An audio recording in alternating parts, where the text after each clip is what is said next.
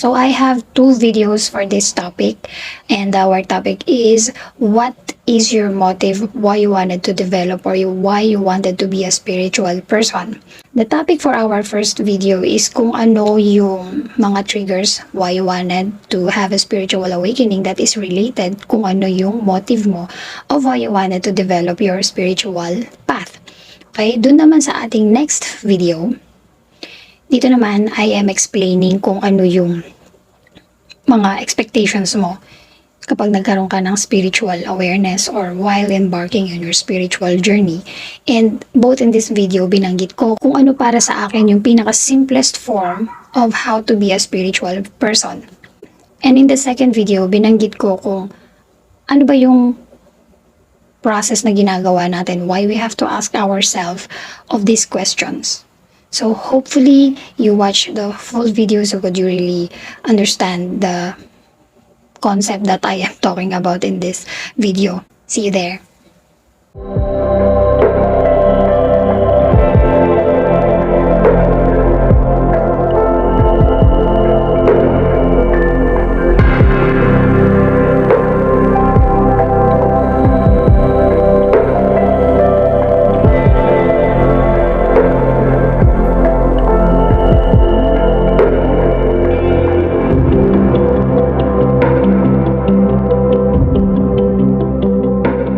Let's proceed dun sa ating next topic, which is yung true expectations mo kung bakit gusto mo maging spiritual and you wanted to dive deep into spirituality.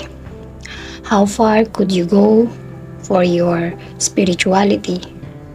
Ano yung mga reasons na gusto mong makita, ma-experience pag nagkaroon ka na ng spirituality, while having spirituality or within spirituality? Ano yung mga bagay na sa tingin mo meron sa spirituality o hinahangad mo after or within your spirituality? This question is very essential to check yourself if your motives sa spirituality is pure. You need to make sure your intentions are pure. So to give you some of the examples of some of the expectations na meron tayo for spiritualities are, number one, maybe you were expecting to find your twin flame. Di ba? Dito kasi channel ko. So malamang isa yan. You are expecting to be with your twin flame. You are expecting to be in a soulful connection, which is kagaya ng twin flame, soulmate, or anything na ginugusto mo na magkaroon ng spiritual connection with someone. Number two, develop your psychic abilities. Ito medyo prominent to. I-guide ko lang kayo ng medyo dito kasi dito sa topic na to, I believe, no, hindi man generally, hindi ko alam kung gaano kalaking percent, pero madalas na i-encounter ko to na when they are into spirituality, yung mga nakakausap ko na rin, some of them, at yung mga naririnig, nakikita ko sa paligid, generally, most of them, if not all, are expecting to develop their psychic abilities. Siguro yung nakikita ko yun sa mga comment section, sa mga gumagawa ng mga content creators na kagaya ko, at may mga comment section nun, may mga ganitong typical na question. So I believe na this is one of their expectations pagka nasa spirituality sila. Number three, to acquire higher knowledge. You expect to know more about spirituality. You wanted to be knowledgeable. You wanted to answer questions, mga existential questions mo sa buhay. You wanted to explore more how to explain things na before wala kang ka-idea, or maybe meron ka na nito and you wanted to expand it more. Yan, yung mga ganyang topic. Basta isa yan sa mga expectations of why you wanted to be spiritual. Number four, you also wanted to help others. You wanted to share this knowledge to other people. One of your expectations is this, to serve to people. Number 5, keeping it to yourself lang. Parang wala kang hinahangad na kahit anong gawin. Basta gusto mo lang makarating dito sa state ng spirituality and just keep it in yourself. Kumbaga, you have the urge to, I just wanted to grow in me. Parang para sa'yo, you take it as a personal development. These are the list of some of the expectations na binigay ko sa inyo. Maybe you have your own expectations. Comment nyo lang sa baba yung inyong mga expectations and maybe we can adapt to our future videos. Of course, meron kayong sarili ninyong sagot doon, no? Kung ano yung mga true triggers ninyo and true expectations ninyo. What we are doing here today in this video is we are trying or we are scanning ourselves so that we can lead to the right direction into spirituality. Okay? I-scan natin yung sarili natin kung ano yung mga triggers natin, kung ano yung mga expectations natin. And once na ma-extract natin tong mga sagot dito sa mga questions na to, tanungin mo yung sarili mo kung yung mga expectations and triggers mo are somehow reliable to be spiritual or nag-a-align ba sila ano yung spirituality. Spirituality could be as simple as being a kind-hearted person, be the best version of yourself, and to tap on your pure heart's intention and be a living proof of love. As simple as that, you can start from that. You have to make sure that you are aligned with this type of energy, a very loving energy, especially your expectations. Nag-a-align ba sila or nagmamatch ba sila, nag-equate ba sila kahit dun sa pinaka-basic na idea ng spirituality, which is pure love, pure intention. Medyo i-dissect natin yan. Let's say for example, yung psychic abilities. Yung expectations mo is to have your psychic abilities. Don't get me wrong, there's nothing wrong if we wanted to develop our psychic abilities. But if your intentions in having to develop your psychic abilities is to take advantage of that ability, to bolstering around your ego with this ability, alam mo yun, yung ginagamit mo siya para lang ipagyabang, to show up, makagawa ng content, I don't think that is aligned with the true spirituality. There's nothing wrong if you wanted to showcase that, as long as you have intentions to no harm, kasi ganito yan eh. If you feel like you are just bolstering to boost your ego while you are, alam mo yun, yung showcase mo yung mga abilities mo, pinapakita mo sa tao, there is a negative, at least percentage, kahit pinakamaliit na presence ng percentage ng ego in that particular activity. It doesn't, for me it doesn't equate spirituality. I don't know if that makes sense to you, but for me it does. And it should have a pure intentions. Let's say sabihin na natin, ikakatwiran mo ganito. Let's say ikaw nga yung tao na ganito na you wanted to develop your psychic abilities and you wanted to show your ability to people. And kagaya ng sabi ko, there's nothing wrong with that. Magkakaroon lang ng problema is if what is your intention upon doing this, and you have to be honest. You just can't make reasoning just to say na pure intent mo. It always comes from the heart, and you cannot hindi mo maluloko yung sarili mo. Not God or whoever you think na higher with you, your own conscience, not them. Hindi mo sila maluloko kung ano talaga yung pure intentions mo. Maybe you were not aware that you were doing this bolstering, and in this video, if this particular video helps you na mai-surface tong ganitong thought sa'yo na na-realize mo na, Ayo nga, parang may ganun akong feeling. Kailangan natin yan aminin. Acceptance, baby. Na meron tayong ganun. So that we could redirect ourselves from more aligned, in tune to spirituality talaga yung inyong purpose while you were doing things using your spiritual gifts.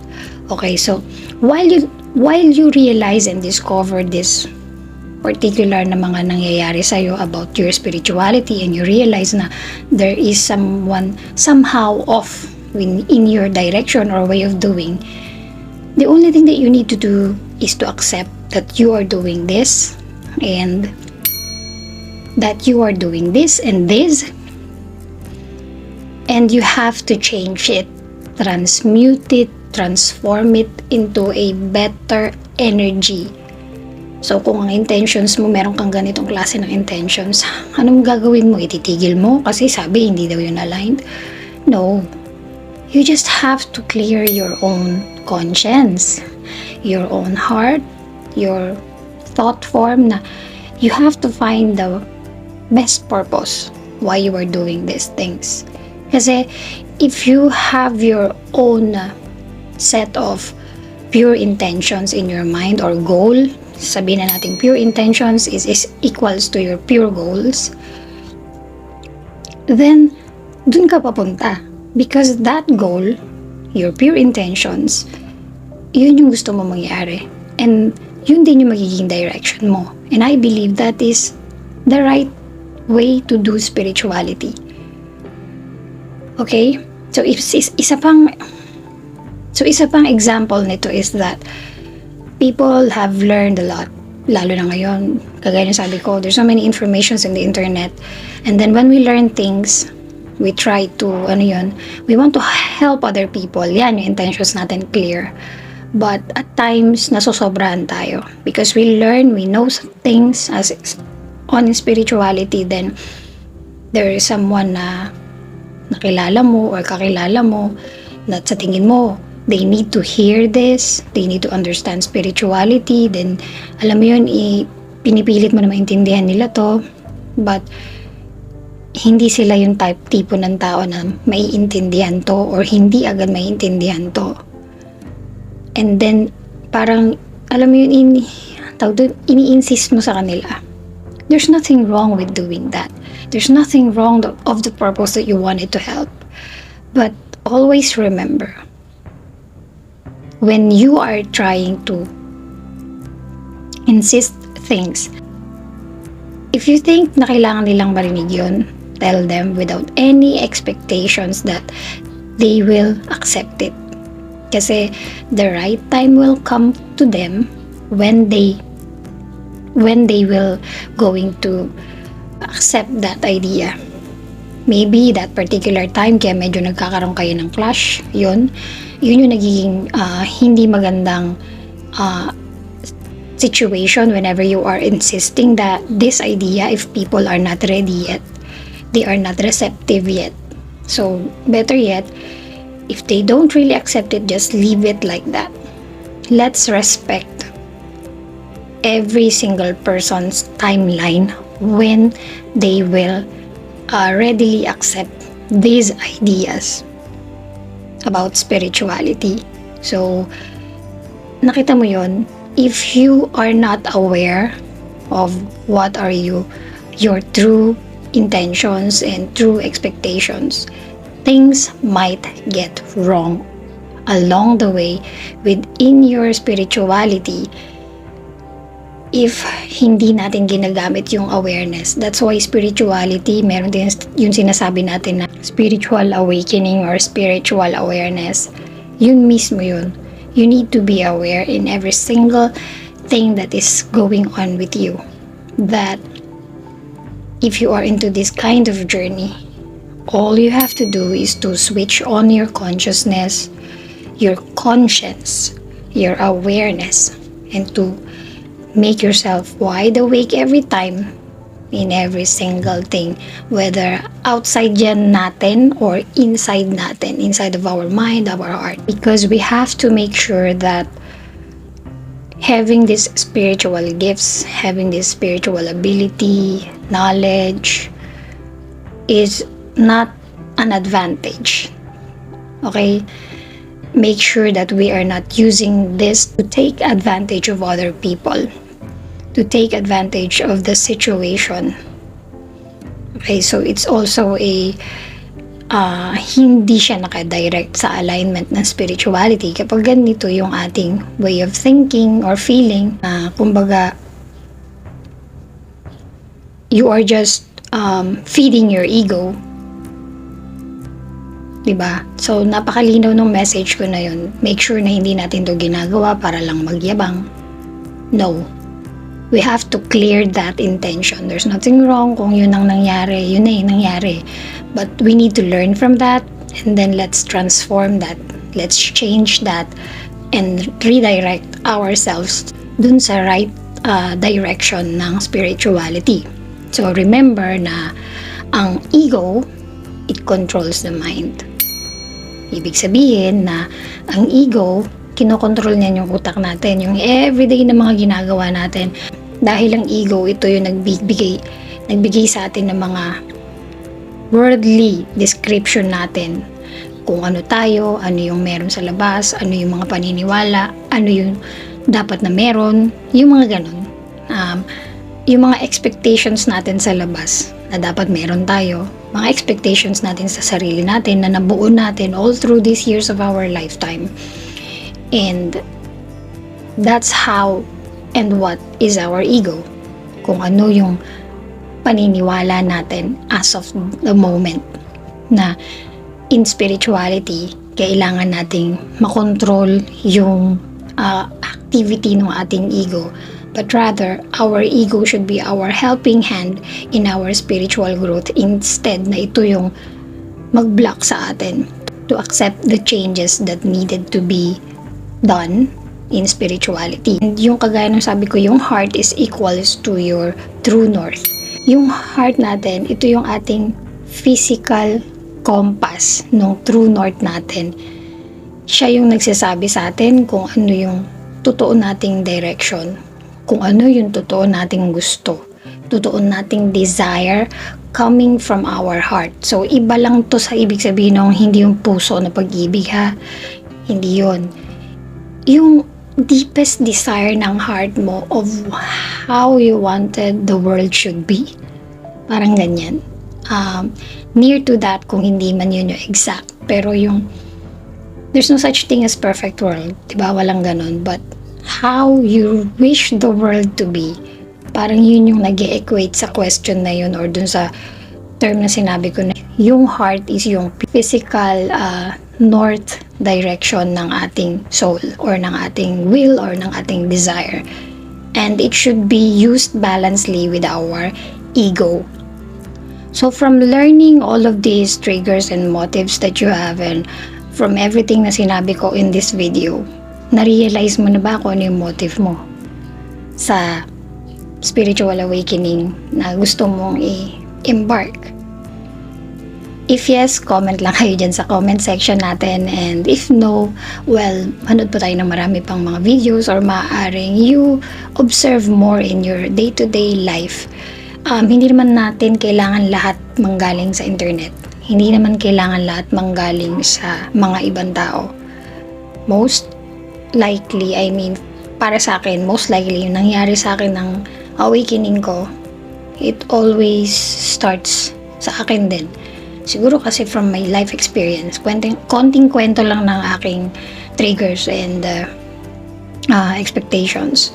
Triggers ko before is yung mga life events ko, mga nangyayari sa buhay ko, and that makes me question things. So, dun ako nagdaan sa mga existential questions. Hindi naman life-threatening, but most likely, yung mga life issues ko, it makes me parang question things. And from there, I start to observe. And from there, nag-start na ako mag-search, mag-aral. And beside pa doon, meron na rin ako mga baong informations from my... Kasi before, wala pang internet. So, I have my books. But contemplating lang ako from my books until lately, nauso na or nasa hype na tayo ng mga gantong information, or I would say meron na kasing internet. So it's very accessible for us to really understand this understanding. That's why mas madali na para sa akin na yung mga stock knowledge ko, understanding is mas na-enhance pa sila all this siguro mga all these past few years. So when it comes to my expectations naman dito sa spirituality, nung una I have my, kagaya ng sinabi ko kanina, I have my expectations na magkaroon ng abilities. Kasi most commonly, yun nga rin talaga yung nakikita ko na idea natin, common idea into spirituality, na pagka may spiritual life ka, more likely you have your psychic abilities and all that. Pero change ko yun kasi meron ako na-realize na ay, hindi pala ganun yun. Meron akong naramdaman sa sarili ko na hindi ito yung gusto ko, hindi lang yun, at hindi naman kailangan yun. So, siguro, automatically sa akin, yun ang naramdaman ko. That's why, yun din yung na-explain ko sa inyo ngayon. Although meron tayo ng kanya-kanyang pamamaraan ng spirituality natin, ng spiritual process natin. So, I'm explaining this topic lang naman sa inyo. Maybe, you need to hear this. It's meant for you. O na lang din yun, ganong klase ng thinking na kapag sinabing merong spiritual life or may spiritual awakening, may spiritual awareness ka, is may mga psychic abilities ka, I don't think na laging ganun yun. Hindi ganun. Although most of the time, you can develop them because you are more aware, you are more in tune to your soul. That's why it's very easy, automatically, naturally, nagagawa na yun ng mga into spiritual person because they find their light, their compass. That's why it's more likely, more easier for spiritual person to access these abilities, but not necessarily laging ganon. Kagaya nga nung sinabi ko kanina, dun sa essence para sa akin ng spirituality, as simple as being a kind-hearted person is already spirituality. Using your conscience to be aware of things that hindi ka makapanakit ng ibang tao. You decide the right thing for every situation. Not necessarily right na maging tama yung result, but at least ginawa mo yung tama at that particular situation without having a bad intentions na makasira ng iba. I think that is one of the most essential and most simplest form of spiritual awareness. So, ayun na. Mahaba yung video ko ngayon and I hope nakakuha kayo ng idea. Nakatulong sa inyo into your navigation ng inyong spirituality itong video na to. It's long, yes, pero baka hatiin ko siya into 2. Magkakaroon siya ng part 1 and part 2. Hopefully, panoorin ninyo. That would be all for this video. Thank you so much for staying with me. Comment lang kayo kung ano yung mga gusto nyo i-comment dyan sa baba. This is me, Jen, always saying to take things gracefully. Love and light, everyone. Bye!